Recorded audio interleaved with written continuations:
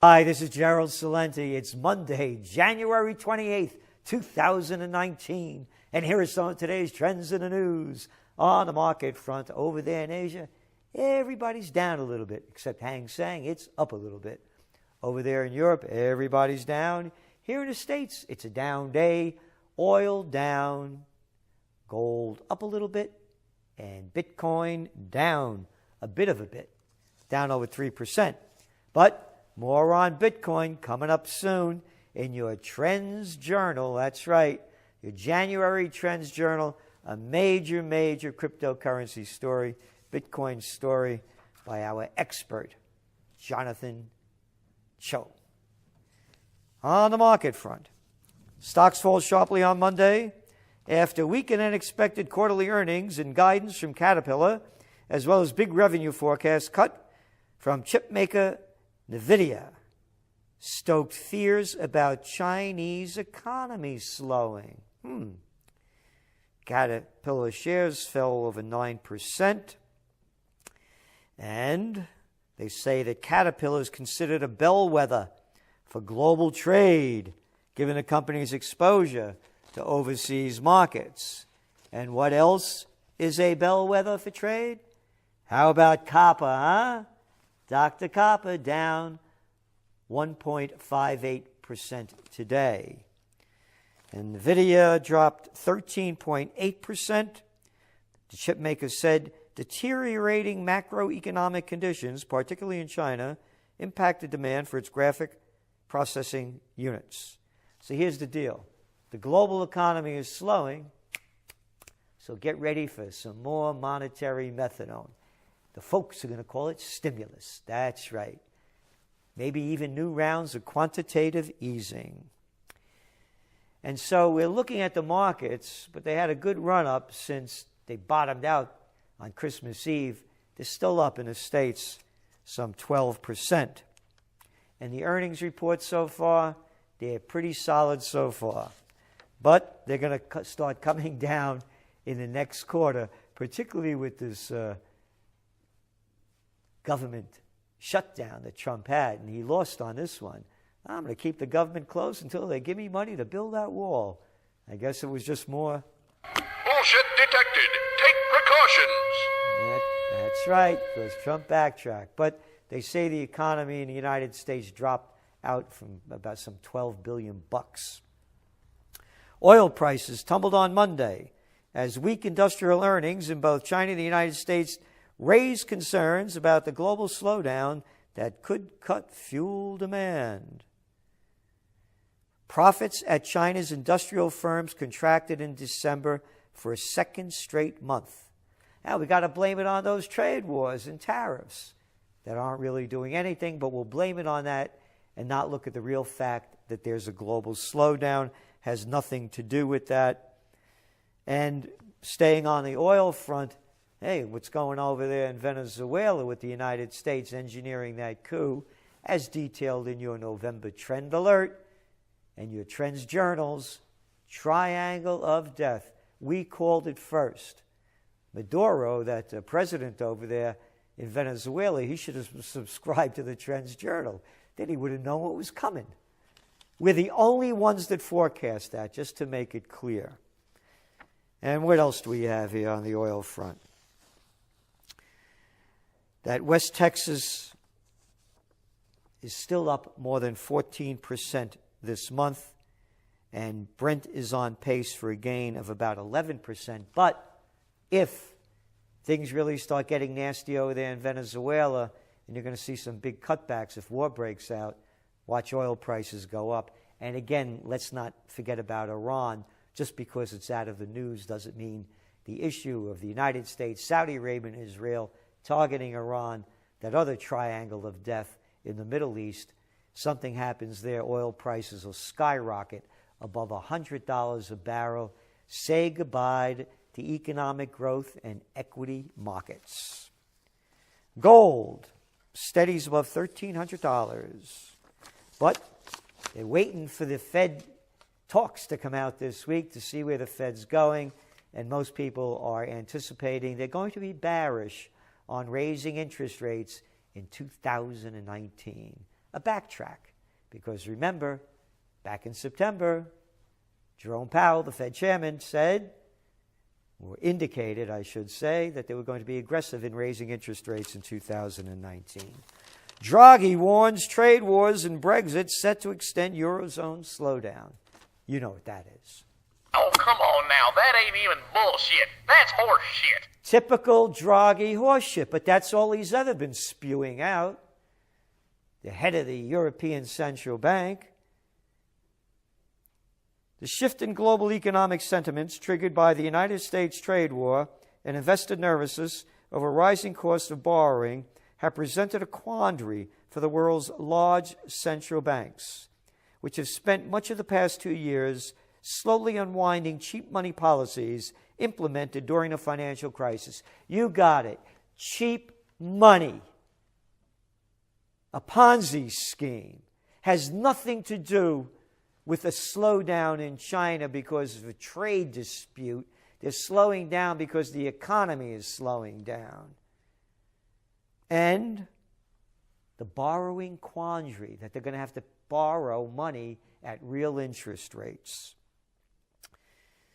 Draghi was reluctant to spell out how its policy would change, and the ECB has little room to maneuver with its benchmark interest rates left unchanged at 0.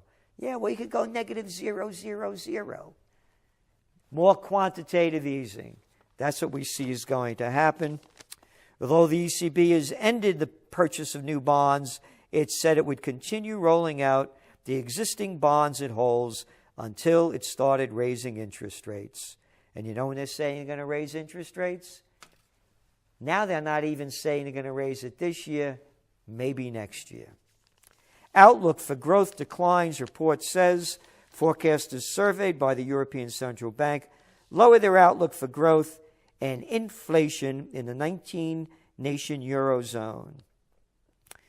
They are looking for growth in the Eurozone next year, or this year I should say, at the grand total of 1.5%, despite this massive Ponzi scheme. And in the United States, as we know, all it did was boost the equity markets up, of which the 1% own 50% of. And around the world, the same thing. Recovery of Argentinian peso comes at a cost. Oh, yeah, it really recovered. It was down about 50%.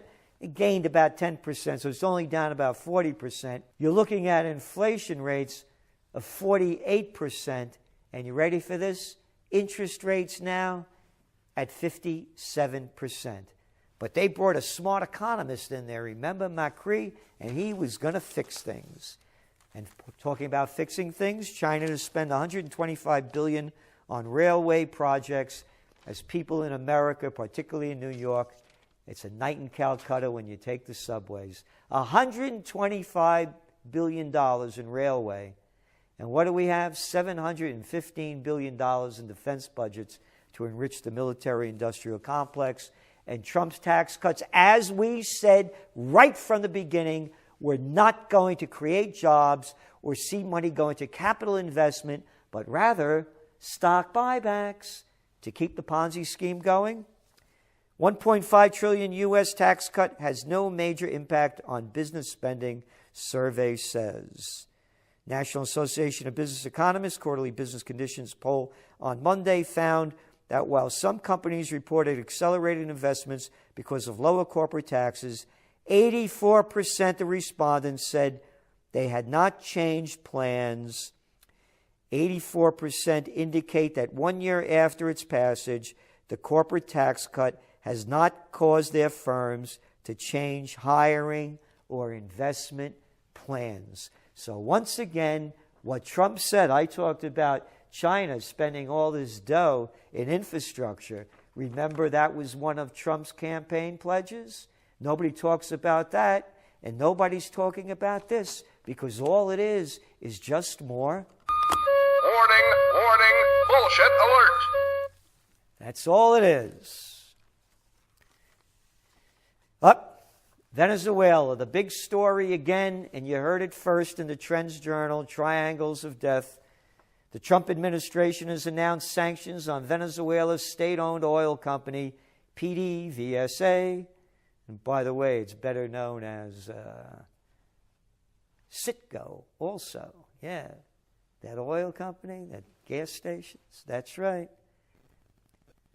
National Security Advisor John Bolton, National Security Advisor, national crazy madman John Bolton, made the announcement in the White House briefing room on Monday afternoon alongside Treasury Secretary Steve Mnuchin. Quote, "We have continued to expose the corruption of Maduro and his cronies, and today's actions ensure they can no longer loot the assets of Venezuelan people." What right does America have to do this? They have all the right in the world. We are the exceptionals, the exceptional murderers, the exceptional arrogant hypocrites, starting wars all over the world. Oh, this time again. Hey, have you heard this one? In the name of Duh-mocracy.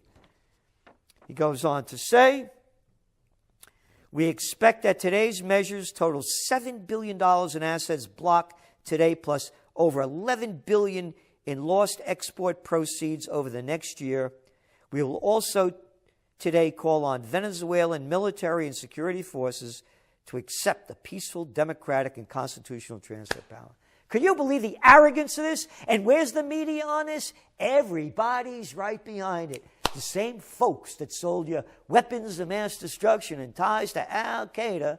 And remember when I was a kid, that Vietnam War, yeah, them dominoes are going to keep falling and those commies will take over the world. Hey, they were right, but wrong about Vietnam. The Chinese have taken it over. That's right, that biggest commie country that anybody could ever imagine, because the United States manufacturers sold out, gave them our technology, built our stuff over there, and so too did the Europeans. But anyway, speaking about constitutional transfer of power, this is the same Bolton on Fox News last week that said the U.S. has a lot at stake amidst the ongoing Venezuelan crisis, given the fact that it has the world's second largest oil reserves that they will try to privatize and give to them American companies. You can bet on that. Hey, look what's going on in the Congo. Oh, yeah, crazy stuff going on there, people being slaughtered. They had an election a couple of weeks ago. Catholic Church said this other guy won by 60% of the votes, but they put in the other flunky. Riots, killing people. Hey, Bolton, bullshit Bolton. How come you're not shooting your fat mouth off about that one? Or this one. Zimbabwe crackdown. Security forces killing and beating brings back memories of worst days of Mugabe.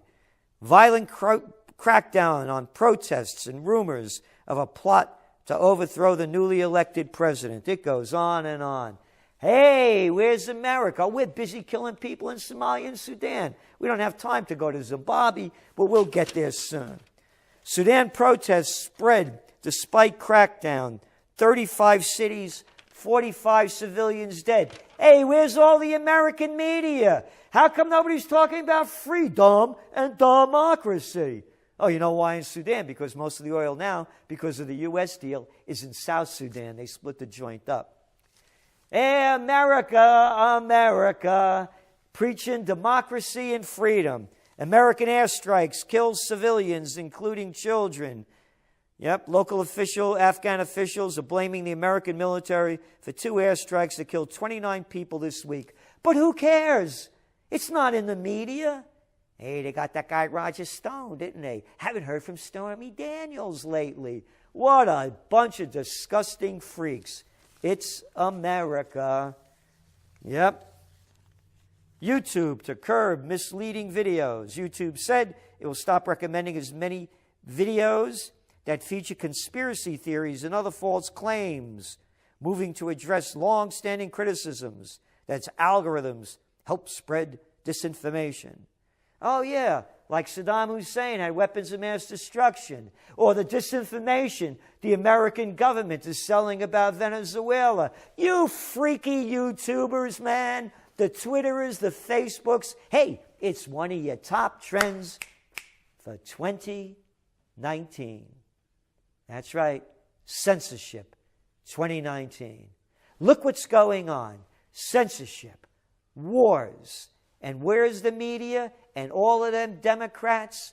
All behind it. That's right. Not one of the little clowns in the presidential reality show 2020 on the Democratic side that are running for the White House have made one comment about where they stand with Venezuela.